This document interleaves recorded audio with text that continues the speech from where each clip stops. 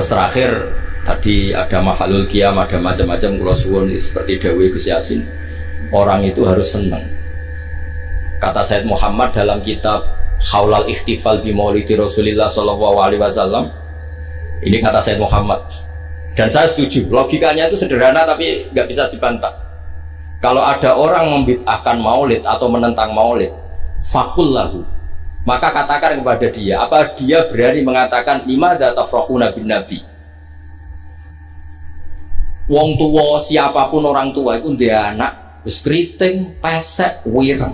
Kuwi kowe nak lahir seneng ora karuan. Padahal anak ini juga suatu saat jadi problem. Kuwi kowe pas lahir diakikoi. Semuanya kabeh tanggane didelok.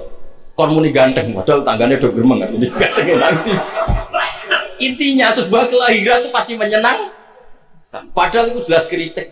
Apalagi kelahirannya Rasulullah Shallallahu Alaihi Wasallam. Wis ganteng, ada nurnya, pinter, wajahnya sempurna ya ta'ala la wajhu ta'ala lu al-qamari fil lailatil badr. Apa berani? Kalau kita maulid itu kan ibaraton anil farah bi maulidin nabi. Kita yang namanya maulid itu pokoknya satu implementasi, satu ekspresi, satu perilaku yang menunjukkan bahwa kita ini ceria, kita senang dengan lahirnya Nabi. Faman harromal maulida, misalnya siapa yang mengharapkan maulid, tanyakan ke dia. Apa dia berani mengatakan lima ada tafrahuna bin nabi? Wong anak sing kriting ndek wae pas lahir mbok seneng ya apa meneh iki lahire Kanjeng. Terus pertanyaan kedua mereka syubhat itu klaim mereka. Yaumu wiladatihi wa yaumu mauti. Nabi itu lahir hari Senin, tapi beliau juga wafat hari Senin. Kenapa engkau syukuran hari Senin padahal hari itu juga wafatun Nabi? Kenapa tidak kamu jadikan yauma husnin wa yauma asafin, hari susah dan hari sumpah? Terus jawabnya Said Muhammad mengutip dawuh Jalaluddin Asyuti dalam kitab Haulal Ikhtifal, inna syari'ata hatsat ala idhari surur. Syariat itu hanya mendorong supaya orang itu senang. Buktinya ketika anak kamu lahir disunatkan nyembelih kambing menunjukkan senang. Tapi ketika keluarga kita meninggal justru syariat melarang niyahah, melarang meratapi berlebihan. Artinya apa? Ketika hari Senin adalah punya dua sisi, yaitu yaumul farah bi maulidin nabi sekaligus yaumul huzn bi wafatin nabi, itu yang dihitung syariat adalah yaumul wiladah, yaitu yaumul farah. Sebagaimana ada akikah lil wiladah tapi tidak ada akikah lil wafat. Jadi itu tadi meneruskan argumen yang dibangun Gus Yasin. Terus kemudian implementasi senang itu macam-macam. Kalau Sayyid Ali yang punya Simtud Duror meredaksikan walana busyra bisa'din mustamirin naisa yan fathaifu utina atau an jama'al fakhrul mu'abbad. Walana lan ikut duwe kita al busyra te seneng banget. Bisa'din kelan anane kebahagiaan mustamirin kang abadi. Laisa kang ora ana apa sakdu yan fatu bakal ilang apa sakdu. Kita ini harus selalu senang dan senang terus menerus. Yang kesenangan ini tidak mungkin habis. Haitsu utina atoan, karena kita diberi hadiah diwujudil Mustafa dengan adanya Kanjeng Nabi sing jama'al fakhrul mu'abbad, yang mengumpulkan semua keagungan yang abadi. Terus kalau berjanji tiba ada istilah sa'da abdun qatamalla wanjala anhul hazinu, akan bahagia orang yang menikmati lahirnya Nabi, dan wanjala anhul hazinu, sifat susahnya akan hilang. Ada lagi bentuk bait busyra lana apa? Nilnal muna zalal ana wafal lana. Busyra lana kita senang, nalal muna kita mendapat, nilnal muna kita mendapat yang kita inginkan. Zalal ana yang repot-repot menjadi hilang, wafal hana yang nyaman menjadi datang. Jadi semua itu implementasi dari senang di Maulidi Rasulullah Shallallahu Alaihi Wasallam. Paling enggak sing teko untuk berkat rasa bayar yo mari seneng. Mulane kula suwun nak maulid aja tarikan teman-teman, marahi sing ora seneng. Jadi niat maulid kudu sing seneng, minimal gak tarikan. Ben sing teko iku seneng. Ya tapi nak kowe iku maulid kok seneng terus gak urun iku ya ora didikane Kanjeng Nabi. Wah atur-atur dhewe lah. Soale niki wis kula dhewe ra pati paham wis mungkin niki soale ngono. Niki terus kula suwun nak maca tiba, maca Simtud Duror berjanji dijiwai.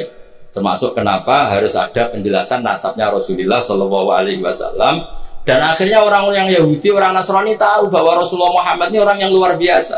Ternyata beliau lahir dari rahim seorang nabi, yaitu Nabi Ibrahim. Berarti nggak ada bedanya dong. Mereka mengatakan Nabi kan Yusuf bin Yakub bin Ishak bin Ibrahim, Al-Karim Ibnul Karim. Mereka terus tanya, lalu Muhammad anaknya siapa? Akhirnya Allah memberi penjelasan fihi ayatum bayyinatum maqamu Ibrahim. Muhammad adalah turunan Khalilur Rahman Ibrahim. Buktinya apa? Di situ ada jejak Ibrahim. Dan Ibrahim saat meninggalkan Mekah, kalau ada pertanyaan, lah kenapa Ibrahim makamnya di Hebron di Israel? Ibrahimnya pulang tapi anaknya ditinggal, yaitu dengan menjelaskan ini askantu min dzurriyyati biwadin ghairi dzi zar'in inda baitikal muharram. Dengan demikian clear bahwa suku Quraisy adalah suku yang lahir dari Khalilur Rahman Ibrahim alaihis salam. Dan semuanya punya tradisi yang luhur. Nah, tradisi ini yang terus dipuji oleh beberapa kitab madaih. Tarakus sifah hafalam yusibhum aruhu min adami wa ila abihi wa ummihi hafidhal ilahu karomatan li Muhammadin abahul amjada saunal bismi. Jadi hafidhal jogo sapa ilahu pangeran. Karomatan krono ngekei penghormatan di Muhammadin kedua Nabi Muhammad. Abau ing mbambahe Kanjeng Nabi al amjada sing luhur-luhur. Saunan krono ngrekso lisbihi maring asmane Nabi. Nabi nanti kan pasti mengharamkan zina, itu pasti. Maka bapaknya ya tidak pernah zina, mbahnya ya tidak pernah zina. Jangan sampai ada perkataan Nabi ngaramkan kemudian dituduh mbah-mbahmu ya seperti itu. Maka di antara Syama'il, di antara kelebihan Nabi adalah babanya apa? Tarokus sifah hafalam yusibhum aruhu. Taroku podo ninggal sopo babai Nabi asifaha ing perzinaan.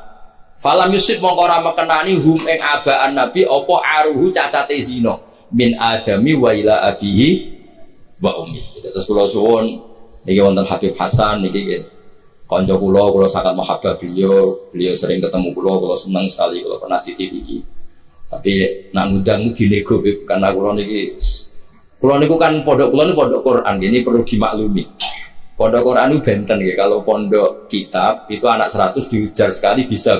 Jadi kalau pondok Quran 5 saja bingung no. Mergo story sitok. Ya ono sing lanyah, setengah macam-macam. Nah, mana percaya jajal setor kula. Enggak terus gak hatam-hatam. Sampai kiai ini bingung. Fam bajasat fanjo.